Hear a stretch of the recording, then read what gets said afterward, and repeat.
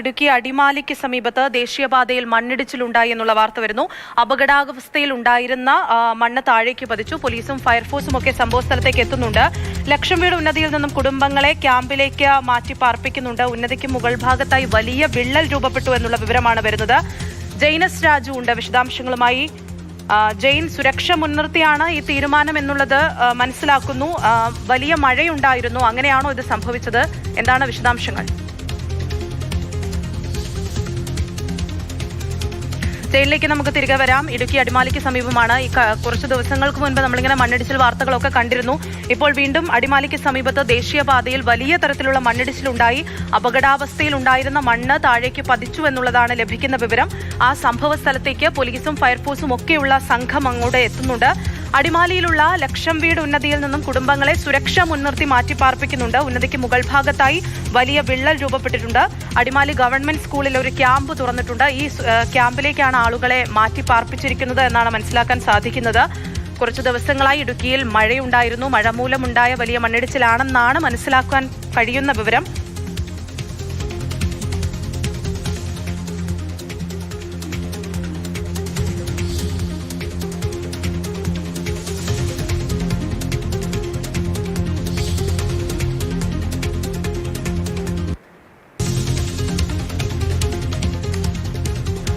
ഇപ്പോൾ വരുന്ന ഏറ്റവും പ്രധാനപ്പെട്ട ഒരു വാർത്തയാണ്. അടിമാലിക്ക് സമീപത്താണ് വലിയ മണ്ണിടിച്ചിലുണ്ടായത്. ആ ദൃശ്യങ്ങളിൽ നമുക്ക് കാണാൻ സാധിക്കുന്നുണ്ട്. അപകടാവസ്ഥയിൽ ഉണ്ടായിരുന്ന വലിയ മൺകൂന തന്നെ താഴേക്ക് പതിച്ച പോലെയാണ് ആ ദൃശ്യങ്ങളിൽ നിന്ന് മനസ്സിലാകുന്നത്. പോലീസും ഫയർഫോഴ്സും ഒക്കെ സംഭവ സ്ഥലത്തേക്ക് എത്തുന്നുണ്ട്. അവിടെ ഒരു ഉന്നതിയുണ്ട്, ലക്ഷം വീട് ഉന്നതിയുണ്ട്. ആ ഉന്നതിക്ക് മുകളിലായിട്ട് വലിയൊരു വിള്ളൽ രൂപപ്പെട്ടിട്ടുണ്ട്. അതുകൊണ്ട് തന്നെ സുരക്ഷ മുൻനിർത്തി ആളുകളെ ഉടനടി തന്നെ അടിമാലി ഗവൺമെന്റ് സ്കൂളിൽ പ്രവർത്തിക്കുന്ന ക്യാമ്പിലേക്ക് മാറ്റിയിട്ടുണ്ട്.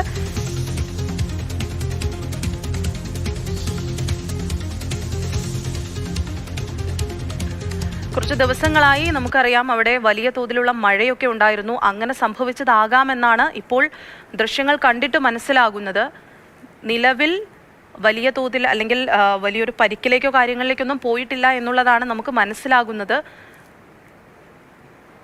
ഒരു വലിയ മൺകൂന തന്നെ ഇടിഞ്ഞ് വീണിരിക്കുന്നതായിട്ടാണ് ദൃശ്യങ്ങളിൽ നിന്ന് മനസ്സിലാകുന്നത്. ഇപ്പോൾ കാണുന്നത് അടിമാലിക്ക് സമീപത്തുണ്ടായ മണ്ണിടിച്ചിലിന്റെ ദൃശ്യങ്ങളാണ്.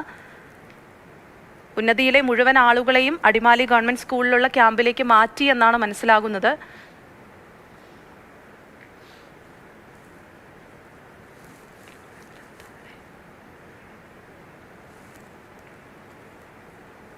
കൂടുതൽ വിവരങ്ങൾ നമ്മൾ ശേഖരിച്ചുകൊണ്ടിരിക്കുകയാണ്. അവിടേക്ക് സുരക്ഷ മുൻനിർത്തിയുള്ള എല്ലാ ക്രമീകരണങ്ങളും നടത്തിക്കൊണ്ടിരിക്കുകയാണെന്ന് മനസ്സിലാകുന്നു. പോലീസും ഫയർഫോഴ്സും ഒക്കെ സംഭവ സ്ഥലത്തേക്ക് എത്തുന്നുണ്ട്. ഇപ്പോൾ കാണുന്ന ദൃശ്യം തന്നെ ഈ വലിയ തോതിലുള്ള മൺശേഖരം തന്നെ, മൺകൂന തന്നെ അപകടാവസ്ഥയിൽ ഇരുന്നതാണ്. ആ മൺകൂന ഒന്നായി പതിച്ചതാണ്. ആ ദൃശ്യങ്ങളാണ് കാണുന്നത്.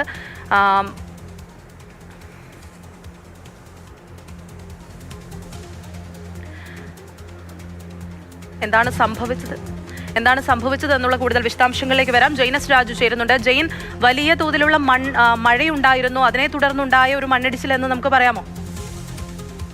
അങ്ങനെ പറയാൻ കഴിയില്ല. കാരണം ദേശീയപാതയുടെ നിർമ്മാണവുമായി ബന്ധപ്പെട്ട് അവിടെ ചില വർക്കുകൾ നടന്നിരുന്നു. അതുമായി ബന്ധപ്പെട്ടാണ് കഴിഞ്ഞ ദിവസങ്ങളിലൊക്കെ അവിടെ മണ്ണിടിച്ചിലുണ്ടായത്. അതിന്റെ ഭാഗമായിട്ടാണ് ഇപ്പോൾ മണ്ണിടിച്ചിലുണ്ടായതാണ് എന്നാണ് നമുക്ക് ലഭ്യമാകുന്ന വിവരം. അവിടെ 22 കുടുംബങ്ങളെ മാറ്റി പാർപ്പിച്ചിരുന്നു ഈ മണ്ണിടിച്ചിലിനെ തുടർന്ന്. പക്ഷെ ഒരു കുടുംബം അവിടെ നിന്ന് മാറാൻ കൂട്ടാക്കിയില്ല. ആ വീടിന് സമീപത്തേക്കാണ് മണ്ണിടിച്ചത് എന്നാണ് മനസ്സിലാക്കുന്നത്. ജെയിൻ, അപ്പോൾ ആ കുടുംബത്തിലുള്ള ആളുകളെ ഇന്ന് മാറ്റിയോ അതോ ഇപ്പോ അങ്ങനെ എന്തെങ്കിലുമുള്ള വിവരങ്ങളുണ്ടോ?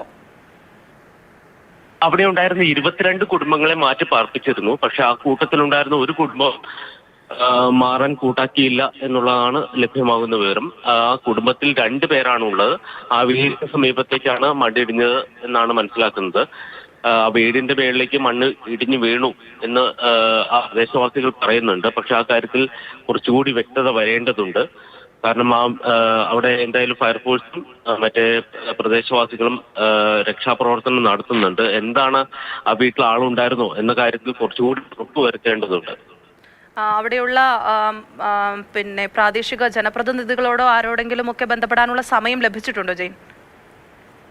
ആ പ്രദേശത്തുള്ള ആളുകളുമായിട്ട് ബന്ധപ്പെടാൻ ശ്രമിക്കുന്നുണ്ട്. പക്ഷേ അവരെല്ലാം ഇതുമായി ബന്ധപ്പെട്ട ഈ മണ്ണിടിച്ചിൽ ഉണ്ടായതുകൊണ്ട് തന്നെ അവിടെ ആരെങ്കിലും കുടുങ്ങിക്കിടക്കുന്നുണ്ടോ എന്ന ഭയത്തിൽ അവരെല്ലാം അവിടെ തെരച്ചിൽ നടത്തുകയാണ്.